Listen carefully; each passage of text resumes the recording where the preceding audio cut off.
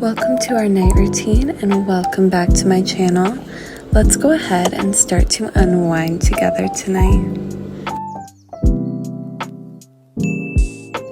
Tonight, my husband has to go into work, but in the beginning, he was able to help me with the diaper change, a little bit of tummy time, and just able to spend time with the both of us, which was amazing. He works so hard for our family, and we both miss him so much during the day that this time after work is so special to us.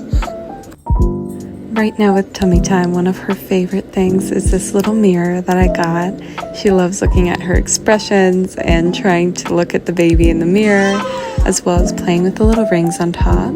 When she's done, she tells us pretty vocally. So here, I'm just picking her up, taking her back to the room, and getting her ready for her second feed of the night. So earlier, she did her first feed around 5 o'clock. It is now 6 o'clock, and she is going in for seconds. During the evening, she's been cluster feeding a lot and actually struggling with a little bit of gas as well, unrelated, but we've been doing a lot of that as well as getting her down for those little mini naps in between. Here I am putting on the white noise machine and getting back up with her because 30 minutes later, she was not having it. She was already getting hungry again and showing feeding cues. So here I am just going ahead and soothing her for a little bit. When she's struggling with this, some of the things that help her the most are getting swayed back and forth, being in a swaddle, doing some light shushing. We do use one of those Velcro swaddles, which has saved my sanity because I swear this girl is a little Houdini and can get out of anything. The other things are shushing lightly, which you can see me doing here, and just kind of talking to her until she calms down a little bit. Sometimes it helps and sometimes it doesn't. When I am in the spot where I'm trying to soothe her, part of what I'm figuring out is she ready to get up? Does she need something else? Does she need a diaper change? Does she need just to be soothed? And here I found out she actually needed to go in for a feed. So here I am doing my next feed at 7 o'clock. And then of course a little contact napping after that because who could say no to this little face? When she got to the point where I could tell that she would go down really easily into the bassinet, I decided to get her down so I could have a little time to make and eat dinner and have just a second for me before continuing the next cycle. So here I am very carefully getting her into the swaddle. I swear I feel like I'm defusing a bomb sometimes when I do this, but I'm just going ahead and putting her arm down very carefully, pulling it taut and then crossing it over. Doing the same to the other side, making sure that's over the shoulders, not too tight, but tight enough to where she's not going to be flailing her arms out of it and startling herself awake. And then I'm just going ahead, picking her up and soothing her back to a bit of a sleep. Okay, what I'm about to do might look ridiculous, but if you do this at home, it might work for you too. And yes, my tag is out in my shirt. If you put your hands above their heads in a triangle and then stay there, it feels like you're holding them, and I swear it works.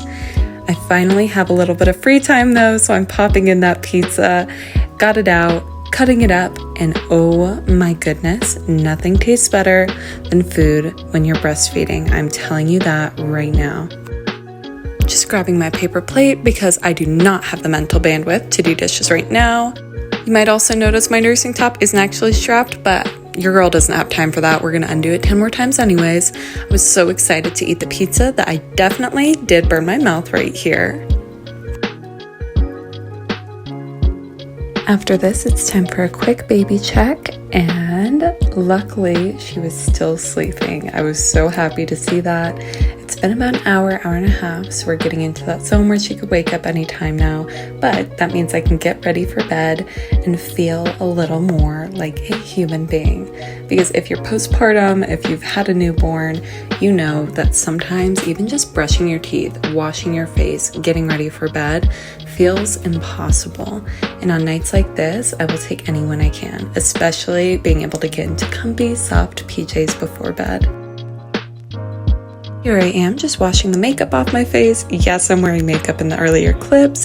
This is your daily reminder not to believe anything on the internet because it's probably not fully real. And although I'm a real person, I don't look the way that I look in a lot of my videos all the time. I have pimples on my face, I have dry skin, and because of that, I'm using some Vaseline moisturizer right here, putting on some pimple patches, and then of course, I'm still postpartum, so doing all of that care stuff. Right after I was done filming that clip, I was summoned by a cry.